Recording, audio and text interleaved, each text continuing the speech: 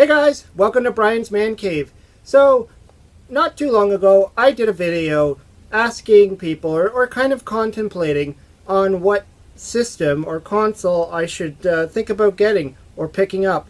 And I was debating over things like the Atari computer, should I get an Atari 5200, like what should I get? And there was a lot of people that chimed in. People were trying to convince me, specifically like the Atari 5200 podcast.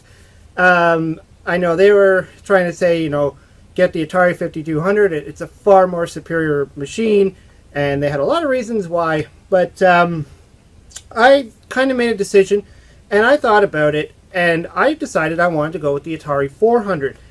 I don't know what the real reason is. I think it's just because I just think it looks cool. I think it really shows that nostalgia. I understand that the 5200 probably was, far superior in many ways. But the controllers kind of scared me, and I know there's options for it. I definitely want to have a conversation with, the Atari 5200 podcast about that, and, maybe one day. So really what happened was I just started looking, and now I knew there was games, and I think I talked about that on my last video, that I knew a shop right around the corner where I've been going for a little while now, and they had some Atari 8-bit games, is what they call it, like this one, Pole Position. And I kept seeing them there, and I kept thinking about, these are hard to come by. I don't see them anywhere. I've gone to many different flea markets, like shops, thrift stores. I never see these things. And I thought, well, if I want to pick these up, now's my chance. But I didn't have the computer. I didn't have any computer for it. And so I was debating, should I pick them up and hope that one day I'll get my hands on a computer, or should I just forget about it? And or do I wait, see if I can get a computer, and hope they still have them for sale? I was worried that somebody would go in and just clean them out. So I started looking for an Atari computer, and I ended up finding one on eBay. And this is the guy right here. It's a big box. It's heavy. This is the Atari 400 that I picked up. And I like that it actually came in the box. I mean, I was expecting to get, one that was, used out of the box. It's a little ripped and torn, of course, so you could see that. But so what? I mean, it's in the box. It still has the original styrofoam and all that other stuff. So that's pretty cool. I'm just going to put that down so I'm not holding it because it's kind of heavy. I also got the manual here, which is another neat feature to get, because I really didn't expect to get the manual. And it's got all the nice little pictures. I mean, this was made in, 78, 79, somewhere around there. And so it's great to see something of this, like this, in full color and all that stuff. It really looks nice. I guess there's a map there. What's that all about? Where the DSC and PAL regions are. But yeah, I mean, there's a lot of great pictures in here. This looks cool. I like this. I like that it's in good shape too. It's the Atari 400 Computer Owner's Guide. That's pretty cool. Now there's an Atari 400, an Atari 800, and there's all these other Ataris. I chose the 400 because A, I knew it was going to be cheaper, and B, I think it just looks cool. I think it just looks like it's got that old retro feel to it, and I've never had one of these. I've never had any of the Atari computers before.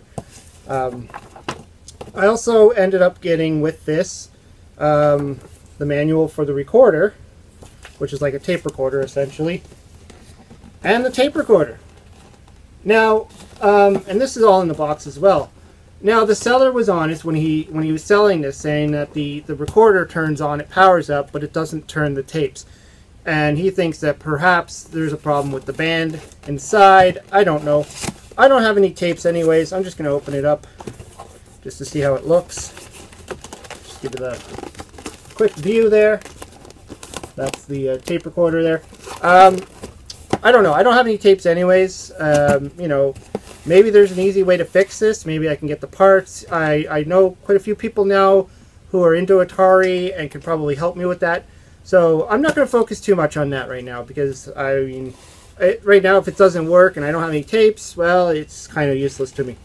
So, it's still cool to have, though. I mean, whether I could keep it, get rid of it, So let's just dissect this sucker.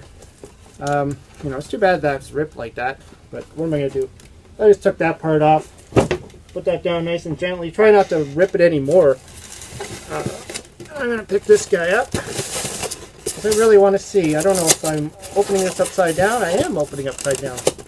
Let's flip it over. Alright. Looks like everything's in there. Well, maybe maybe I had it upside down. Okay, whatever. So I had it upside down, or right side up. Oh, that's just the game switch that fell. No biggie, I got tons of those. So here's the unit. I mean, this is nice and clean. And I actually spoke with the guy, and he said that this was part of his collection. Essentially what he was doing was he was getting rid of a lot of his Atari stuff, well, a lot of his stuff, because he was downgrading from his house into a smaller place, and he had to purge. And so he had this for sale. He had the he told me he also had the 800 for sale, and he had an Atari ST and a bunch of other things. So I was happy to know that this was part of his personal collection, and he said that everything was in great shape and running.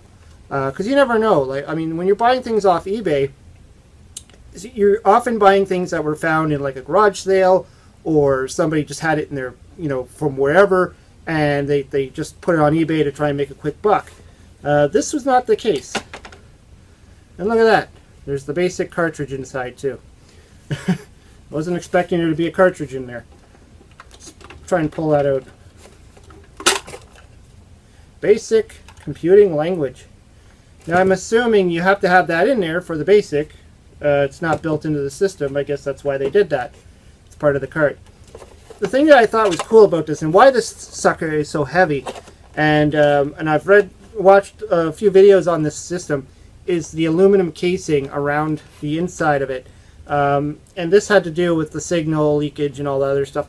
I'm not technical on that stuff. I'm not going to get technical on it. I don't know all the specs and everything. I mean, sure, I've seen the videos and stuff, but, you know, you could sit there going on about RAM and bytes and all that other stuff. Not something that's really that appealing to me to talk about, or even to care. I mean, it's an Atari computer. That's all I care about. And I get to play some Atari games on it. Now, this system was sold primarily as a gaming system. I mean, it is a computer, like, hence the keyboard, the membrane keyboard, which a lot of people talk about. I like this. I know a lot of people hate it. They talk about it like it's crap. But I kind of like it. I like how it kind of reminds me of the way the ATMs used to be with those little, you know, push button thingies, or the old calculators. I think that's what I like about it. I mean, the Atari 800 had a regular functioning keyboard, kind of like the Commodore 64. So let's see what else we got in here. Oh, we got the power supply. That's a nice hefty brick. Yeah, but I guess it's important to have, because it doesn't use the standard power supply that the Atari 2600 used. I didn't realize that. I thought it would. I thought it would use the same power supply, but I guess not. And of course the RF wire, which plugs into the thing I just dropped on the floor there. This is to attach it to your TV. I don't like that it's hardwired in, but so was the Atari 2600. So, I mean, I can live with that. It makes it a bigger problem if the wire becomes, you know, broken or something. You need to replace it. You have to actually open up the system and get inside there. Not really a fan on that.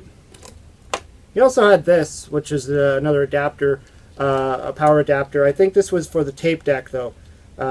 This doesn't look like it's an Atari one, so it was probably an aftermarket one he had to buy. Maybe he didn't have the original. Maybe he lost it. Maybe it broke. I don't know. But yeah, so I have a brand new toy to play with, for me anyways, and I can't wait to get to playing some games and doing some videos on this. I did pick up about, I think, 10 games, you know, like some I've never heard of, like this Orc Attack. That seems interesting. I don't know anything about this one. This is kind of weird. A couple of classics like Missile Command and Jungle Hunt, I really like. Pole Position, which I showed you. Frogger 2, which I'm not sure if it works on this system or not. I don't know. It doesn't say. I'm assuming it does. It looks like it does. Jumbo Jet Pilot. I don't know if I'll be crazy about this one, but it's another game that will work. Star Raiders. Pac-Man. Now, this is a better Pac-Man than what came on the 2600, so I really can't wait to try that out. Hopefully everything works properly. I think I showed these ones. And my all-time favorite game, Donkey Kong and Donkey Kong Jr. I was so happy to pick these up. This would have been the one game I would have had to have with any system I have. I have to have Donkey Kong. I almost considered buying this a while ago just to say I had it. So that was a definite must-have for this system. I can't wait to play it. That'll probably be my first video. I'm probably going to do a first-time playing video where I plug this thing in and I play Donkey Kong on the Atari 400 for the very first time. Anyways, thanks for dropping by to check out my, I guess, unboxing here of what I just picked up.